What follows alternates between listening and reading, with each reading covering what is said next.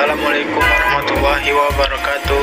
Saya Fikri Haikal dari kelompok 4 akan mempresentasikan materi tentang struktur pasar, karakteristik, dan asumsi pasar persaingan sempurna.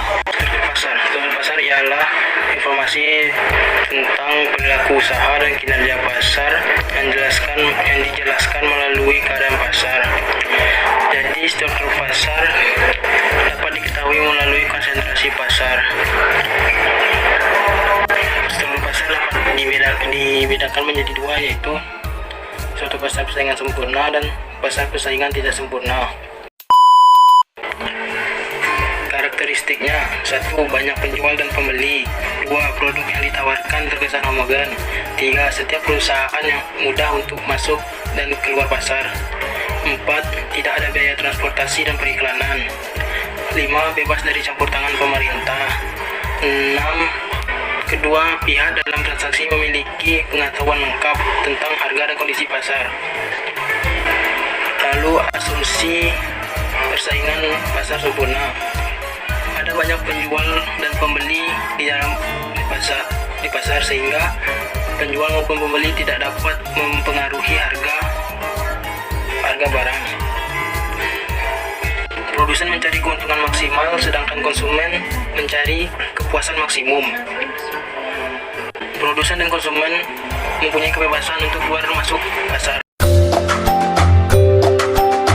Karena produsen tidak mampu menentukan harga, maka kurva permintaan yang dihadapi produsen selalu berbentuk garis lurus mendatar atau horizontal. Dengan demikian, berapapun banyaknya permintaan produk, harga per unit produk tersebut selalu sama.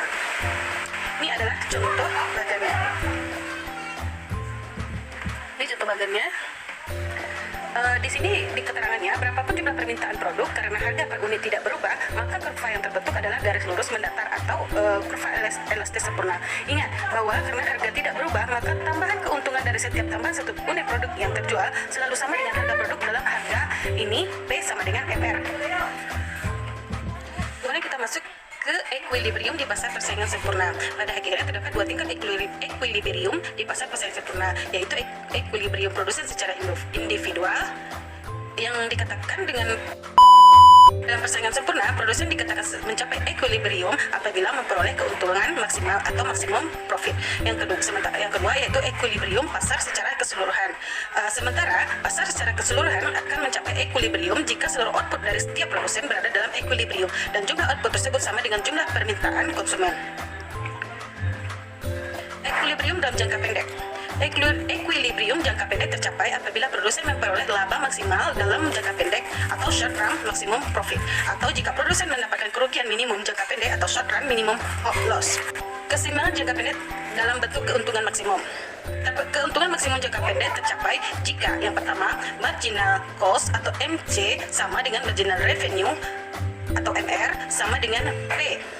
Oleh karena itu, bisa dikatakan bahwa laba maksimum jangka pendek tercapai ketika MC sama dengan P sama dengan MR. Yang kedua, kurva MC harus dalam posisi naik. Jika sebaliknya, yang akan terjadi adalah kerugian maksimal atau maksimum loss. Yang ketiga, harga P lebih besar daripada average cost atau AC. Berikut adalah bentuk kurvanya. Bisa dilihat. Ini adalah keterangannya. Keuntungan maksimal jangka pendek terpenuhi ketika MC sama dengan MR. Titik D, titik F sebenarnya juga bersinggungan dengan MR, namun posisi MC saat itu menurun. Sedangkan titik C merupakan titik yang memenuhi syarat P besar dari AC. Kemudian tarik garis sejajar dengan sumbu horizontal sehingga didapatkan garis BC. Hasilnya dengan harga sebesar P dan output sebanyak Q1, produsen akan memperoleh keuntungan sebesar area ABCD. Nah, ini contoh kurvanya. Kemudian kita lanjut. Yang perlu kita ketahui, kurva permintaan pada dasar persaingan sempurna dalam jangka pendek berbentuk garis lurus mendatar, P sama dengan MR, sedangkan kurva penurunan adalah sama dengan kurva MC, tepatnya pada posisi naik ke atas. Kemudian kita masuk ke keseimbangan jangka pendek bila terjadinya kerugian minimum. Syarat terpenuhnya kerugian minimum di pasar persaingan sempurna sebenarnya sama dengan terpenuhnya keuntungan maksimum, kecuali syarat ketiga yang berubah, yakni harga P lebih besar daripada average variable cost average atau AVC. TC sama dengan FC tambah VC, dan FC akan tetap menjadi biaya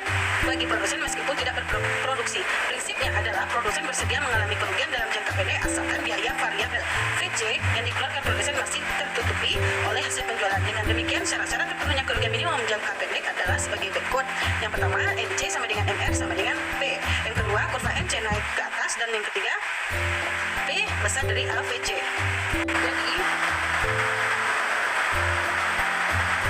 dari uraian tadi, maka ringkasan terkait produksi dan keuntungan produsen di pasar persaingan sempurna adalah P besar dari minimum AC. Pada kondisi demikian, produsen memperoleh keuntungan sehingga produsen bisa memasuki pasar untuk jangka panjang. Yang kedua, P sama dengan minimum AC apabila produsen mengalami impas. Untuk jangka panjang, produsen sebaiknya tidak masuk atau keluar pasar. Yang ketiga, P kecil minimum AC. Dalam situasi seperti ini, produsen mengalami kerugian sehingga sebaiknya keluar pasar. Yang keempat, P besar minimum AVC, maka untuk jangka pendek produsen bisa melakukan produksi. Yang kelima, P sama dengan minimum AVC, produsen bisa melakukan produksi atau memilih berhenti untuk jangka pendek karena hanya VC yang tercover.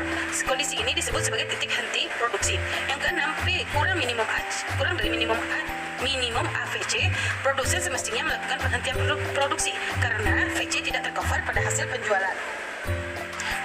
Selanjutnya kita masuk dalam kurva penawaran jangka pendek. Kurva penawaran jangka pendek secara total merupakan penjumlahan dari seluruh kurva produsen yang ada di pasar.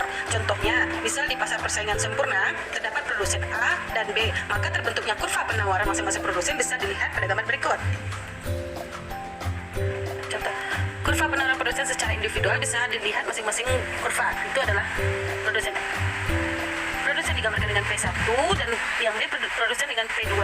Sedangkan terbentuknya keseluruhan pasar bisa dilihat dengan dalam kurva ini. Untuk kurva ini, kurva penawaran pasar secara keseluruhan merupakan gabungan dari setiap kurva penawaran produsen yang ada di pasar persaingan sempurna. Kita masuk ke equilibrium permintaan penawaran. Tercapainya equilibrium di pasar persaingan sempurna dalam jangka pendek dimulai dari terpenuhnya equilibrium pasar secara keseluruhan. Kemudian, setiap produsen menyesuaikan kuantitas output mereka dengan harga yang telah terbentuk. Dengan demikian, siklusnya akan kembali seperti pada bagian yang telah diterangkan. Lihat kembali kurvanya. Dimulai dari terbentuknya titik equilibrium di pasar secara keseluruhan saat harga sebesar P2 dan kuantitas sebesar QT. Dengan harga yang sudah terbentuk P2, masing-masing produsen menyesuaikan kuantitas output yakni sebesar QE sehingga terbentuklah equilibrium produsen secara individual. Baiklah, kita masuk dalam kurva penawaran equilibrium jangka panjang. Dalam jangka panjang, kita berbicara tentang kurva penawaran seluruh produsen yang ada di pasar. Terdapat dua asumsi yang harus diperhatikan, yakni yang pertama kesempatan bagi produsen untuk mengubah kapasitas produksi, dan yang kedua kesempatan bagi produsen lain untuk keluar masuk pasar. Dalam jangka panjang, produsen akan masuk atau keluar pasar pada saat profit sama dengan 0.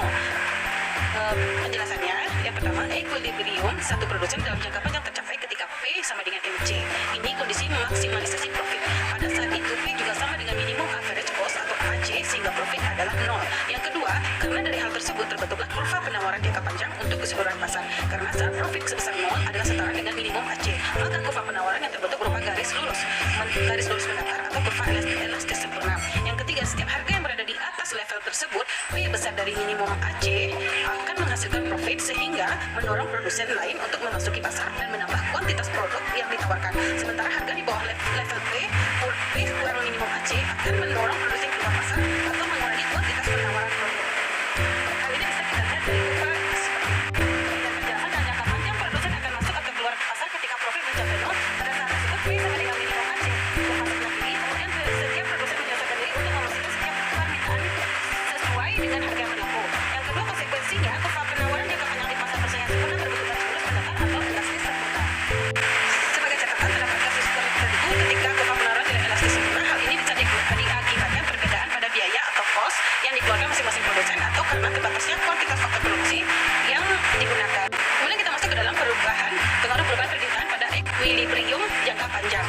Untuk mengetahui pengaruh perubahan permintaan pada keseimbangan pasar, mari kita lihat kurva berikut. Kurvanya, pada posisi awal ketika pasar hanya berisi dua produsen, pasar berada dalam keseimbangan di titik A seperti terlihat di kurva sebelah kiri. Ya.